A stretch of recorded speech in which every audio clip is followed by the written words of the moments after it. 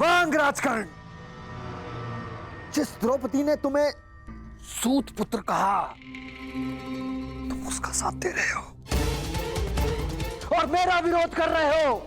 इसलिए क्रोधित हो क्योंकि उसने तुम्हें नहीं स्वीकारा। मैं आज भी कहता हूं, कुछ नहीं बिगड़ा अंगराज। अरे जिसके 5-5 हैं, हम और तुम मिलके अगर साथ भी हो जाएंगे तो क्या अंतर पड़ता है?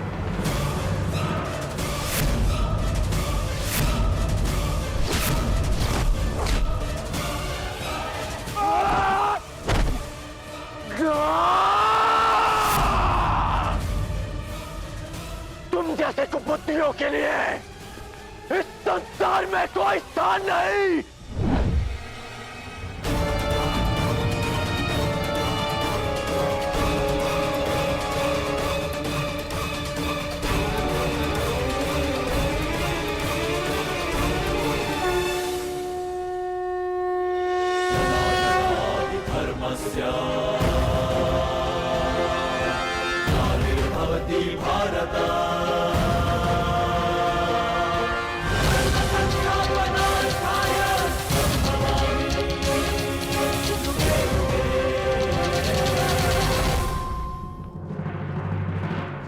यही है वो नीच।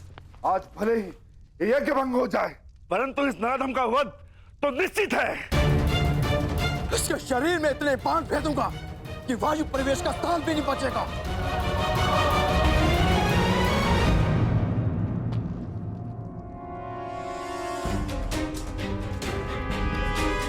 मेरे होने वाले सम्राट, ऐसा प्रतीत होता है कि हमारा प्रयोजन पूर्ण हो गया है।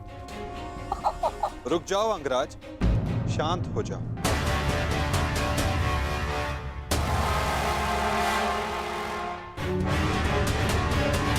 जाने दो इसे। नहीं केशव, नहीं। हम सब किसी प्रयोजन से जन्म लेते हैं और किसी ना किसी प्रयोजन के अंतर्गत मृत्यु भी होती है। और इस समय शिशुपाल के जन्म का प्रयोजन सिद्ध नहीं हुआ है अंगराज, ना ही उसके मृत्यु का।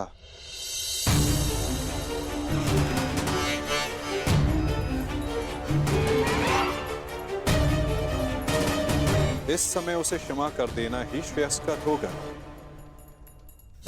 है ना शिशुपाल?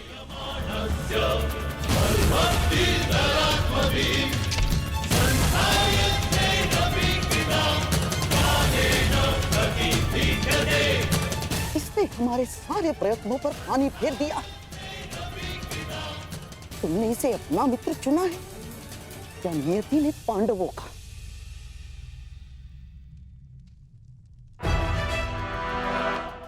आओ शिशुपाल, उठो।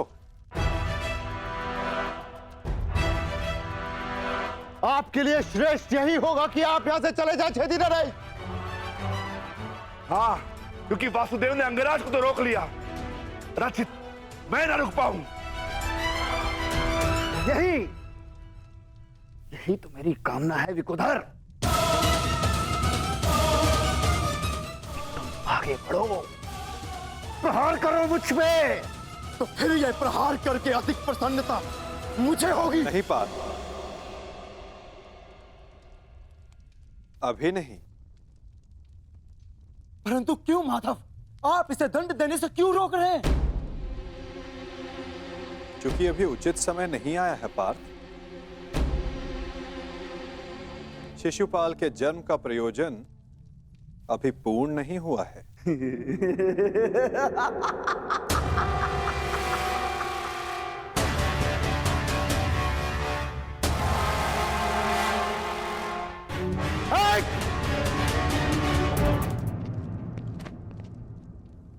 आओ युधिष्ठिर, यज्ञ प्रारंभ करते हैं।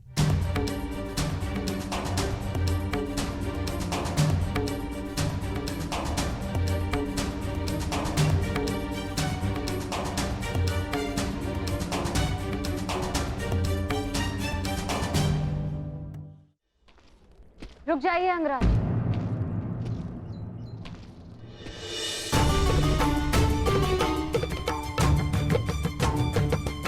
एक प्रश्न है मन में। जिसका सम्मान न लिया, उसके मान के लिए द्वंद्व क्यों किया?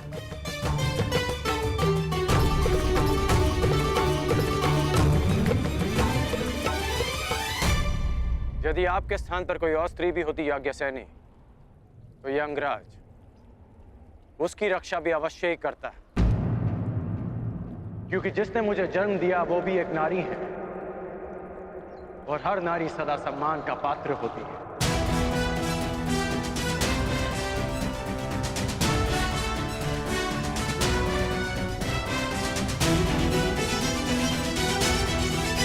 पुरुष का अपमान करने के पश्चात भी। क्षमा कीजिएगा अंगराज, स्वयंवर में जो कुछ भी घटित हुआ उसके लिए मैं आपसे क्षमा नहीं मांग पाई।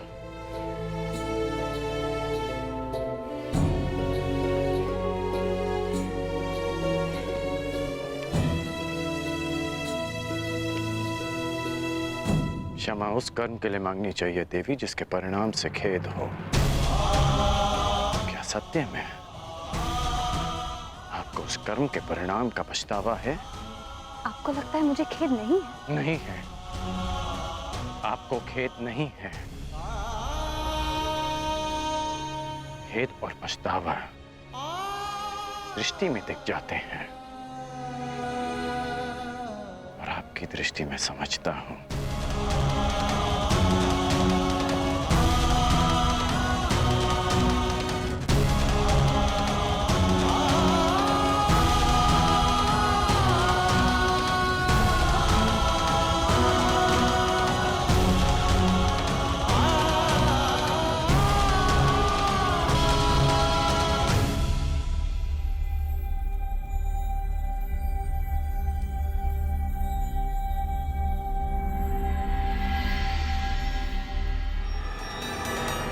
छेदी नरेश, आपको भी शीघ्र ही अवसर मिलेगा आपके अपमान का प्रतिशोध लेने का। हाँ?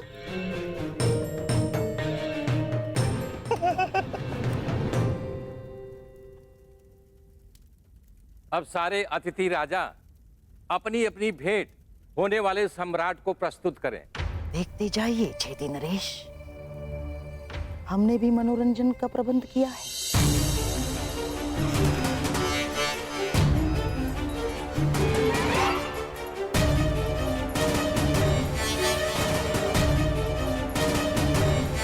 धृतराष्ट्र पुत्र दुर्योधन की ओर से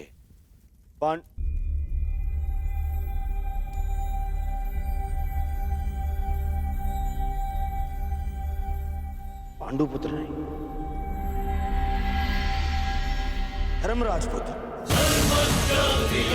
धर्मराज पुत्र युधिष्ठिर को